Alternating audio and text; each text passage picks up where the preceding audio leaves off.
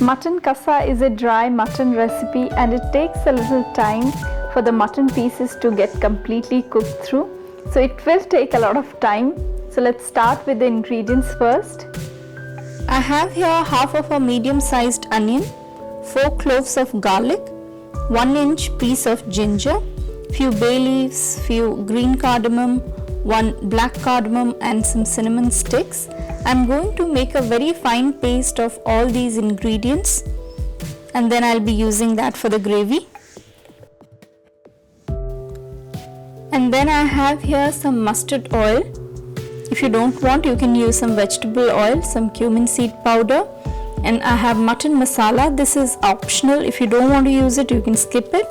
Panchforan, and then I have some turmeric powder, some salt, some red chili powder, some coriander powder, and then I have here, this is about 1 cup of thinly sliced onions, and apart from this I have here some mutton or goat meat. I have taken here 1 pound of goat meat.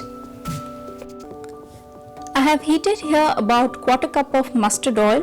Oil is hot. I am adding here 1 teaspoon of panchforan. Let it splutter.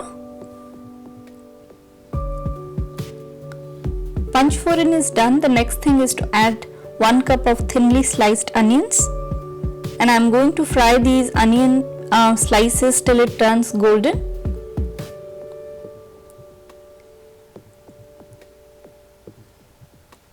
I am adding 1/4 teaspoon of salt just to ensure that the onions are getting soft quickly. Give it a mix. Onions have become golden now. The next thing is to add the onion, ginger, garlic and garam masala paste to it. After adding the garam masala and ginger garlic paste, I am going to cook it on medium heat till all the liquid evaporates and oil starts to separate.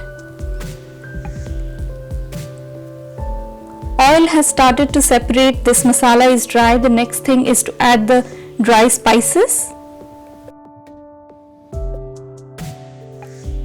Half teaspoon of turmeric powder, half a teaspoon of red chili powder to your taste, 1 teaspoon of coriander powder, half a teaspoon of cumin seed powder, and about 1 teaspoon of mutton masala. This is again optional. If you don't want to use it, you can skip it. Give it a good mix. After adding the dry spices, I am adding the mutton pieces. But I forgot to mention that before you add in the dry spices, do ensure that the heat should be low. Give it a good mix, and the next thing is to add some salt to it.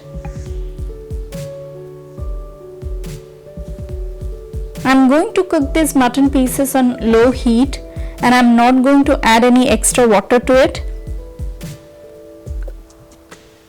The key of making good mutton kasa is not to add any extra water to it.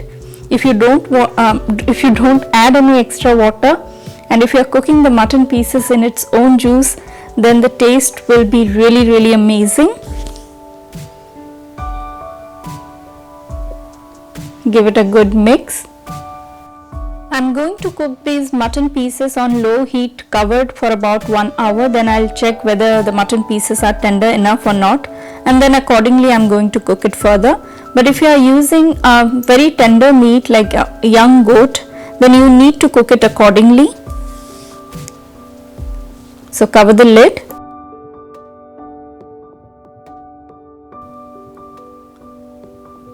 After 1 hour, you can see the mutton pieces have oozed out so much of liquid, but the mutton pieces are not quite tender.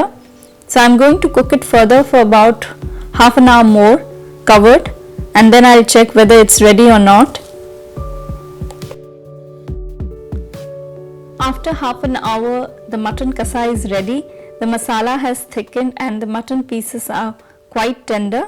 I'm going to serve it now.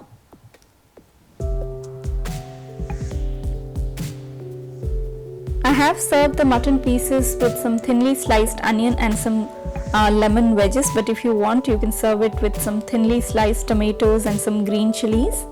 Mutton kasa is a very delicious recipe, and that is because of the masala. Since this is a dry recipe, the taste is much better. It goes really well with any kind of Indian bread, be it roti, paratha or naan.